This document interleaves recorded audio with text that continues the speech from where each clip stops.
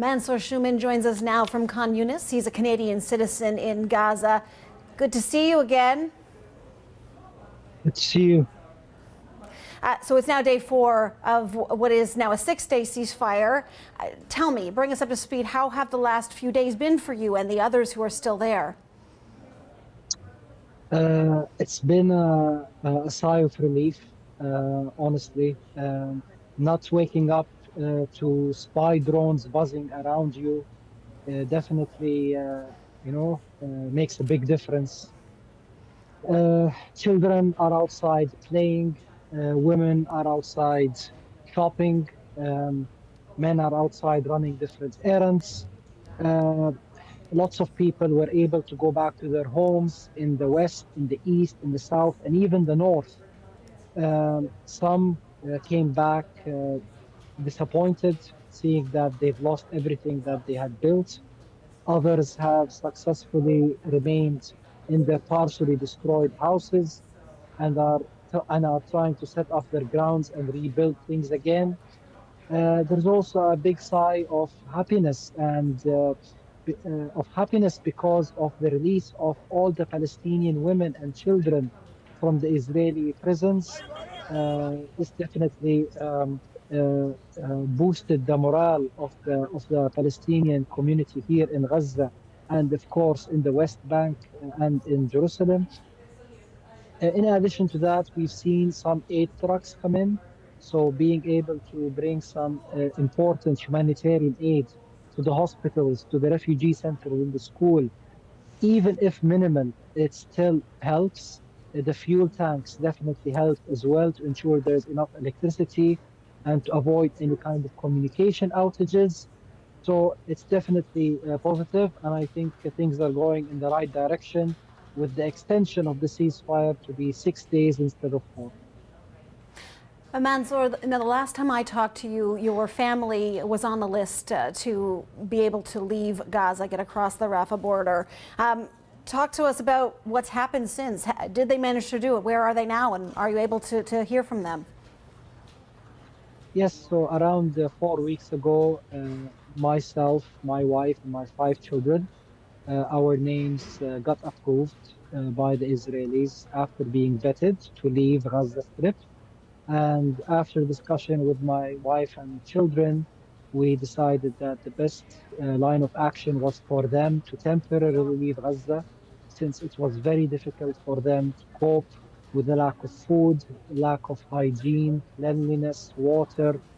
It was just very difficult living in a crowded apartment with 8 other families. So they are right now staying in a country in the Middle East together with her family, waiting for things to ease up here, waiting for peace to come so that we can come back and rebuild Gaza together. I decided to stay back as an able man. I feel it's not only a duty, it's also a privilege for me to help serve the Palestinian population here, the civilian population.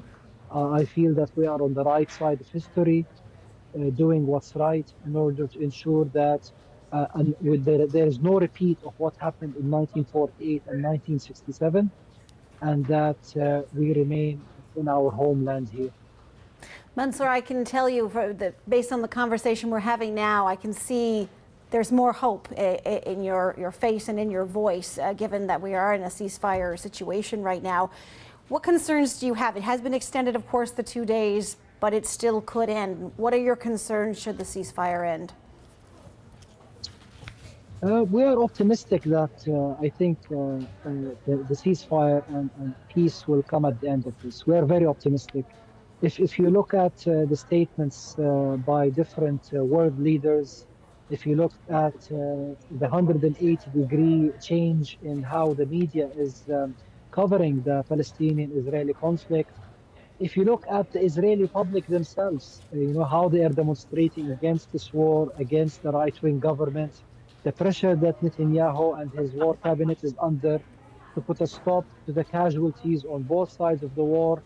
So I think it's a win-win for everyone for the ceasefire to continue and for a peaceful resolution to happen. Well, Mansour, let me talk to you about hospitals because, of course, you are in a hospital. And the last time we talked to you, you were positioned sort of right near the maternity ward in this hospital in Khan Yunis. What is the situation like there now? You talked a little bit about humanitarian aid getting in and how it's a relief. I'm sure there's not enough that is getting in, but how have things changed now that there is some aid coming into Gaza? So Gaza normally before war receives between 400 and 500 trucks every day as a result of trade, import, export. So if you multiply that by 50, you're talking at around 25,000 trucks, which we should normally have expected during non-war times. Now, over the last 50 plus days, we only received 1,500 trucks, and that's with the trucks as a result of a ceasefire. So you're talking about around 6% of, of trucks that would come in normal times, not in times where there is 1.5 million people displaced, not in times where it is now cold and winter and you have people living in tents mostly. Yes, aid has come in, but it is negligible. It is negligible given the need of the people here. It is basically keeping us alive. It is just keeping the people alive. So we hope that in the future, better terms and conditions happen, that borders are open to all kinds of humanitarian aid to come in without the need to be vetted by the Israeli forces. The hope that travel amongst the north and the south is completely open to everyone wishing to go wherever they want. And yes, I am still beside the maternity ward. And since we talked, around 250 babies came to life. So there's been a lot of happy moments here. Mansour, I just want to ask you about that cold weather that you're talking about that is coming in. It's approaching winter, and we know from the pictures, certainly we see and from what we've heard from you, that the situation is dire for many people who, in terms of their shelter situation, and who are looking to try and improve that that shelter situation. To that, what do you want to say to those who are not in Gaza? What does the world need to know about what's coming for the people in the Gaza Strip? So,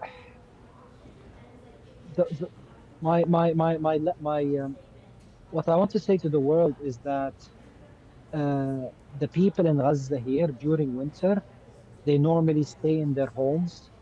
They would have an electrical heater switched on, or a fuel-generated heater, or an air condition with a heater, right, to keep them warm. They are not used to being outside in sub-zero temperatures. So now, with hundreds of thousands of them living on the streets, living in open areas with temporary tents, when rain and wind and gust comes through, it actually makes things worse, and they get all cold and shivering. We are afraid that some kind of pandemic can come and affect thousands of people as a result of that. We are in need as soon as possible of field hospitals so that we can take care of cases of flu and cold. We are in need as soon as possible of good temporary accommodation to come into Gaza, because a lot of these people have no choice. Their homes have been destroyed.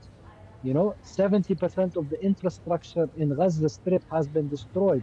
So even if they can go back to their homes, they don't have electricity, they don't have water, they don't have basic necessities to live. So it's a tragic humanitarian situation, and the cold is making that even exponentially more difficult. However, my message to the world is that the people in Palestine, despite all these challenges, together with their support, will continue to remain steadfast. And we want to thank everyone out there for continuously standing with the Palestinian people. And we've seen what everyone has been doing over the past few weeks, and it has helped us a lot here. Thank you very much. Mansour, thank you very much for taking the time and speaking with us tonight. Really appreciate it. Mansour Shuman is a Canadian citizen in Gaza.